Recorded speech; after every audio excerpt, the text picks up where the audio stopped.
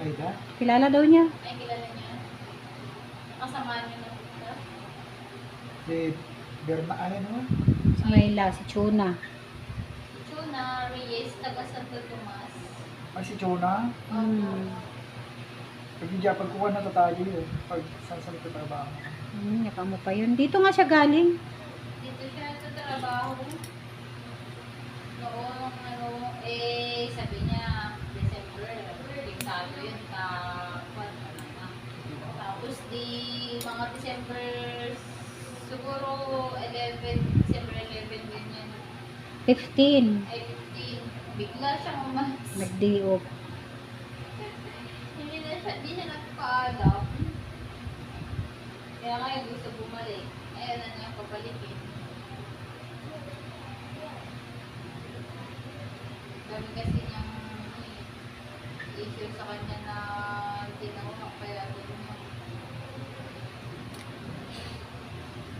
Yes.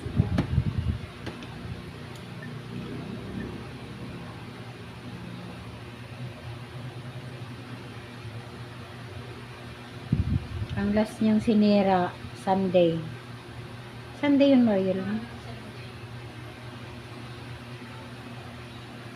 Saka pag nagtrabaho yung pulido. Tapos, Si Monday. ano po, si Madam Marikit. Mariki. Ang caretaker dito. Apelyido na yun sa trabaho kay Dr. Ausa.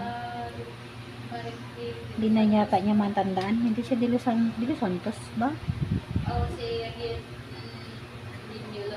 Ang Dilo Santos yung may-ari dito. Hindi ko alam kasi Maripi kung Dilo Santos. Ay, sinila na yung buhay. Riban Botox. Kapag hindi niya alam ang ginawa niya. Talagang wala pala sa akin. Iiyak nga siya eh. Parang yung malista mo. Ang katigas niya. Ah, sobrang sa ganito. Hindi daw. Sabi ni Madam, sa plancha daw. O, tapos yung pagluto niya. 380 ata, 380? Yung Hindi. init. 4. Ay, 480. No! 380 yung gamit kanina ni Janet. 480 ang ano niya. Mm.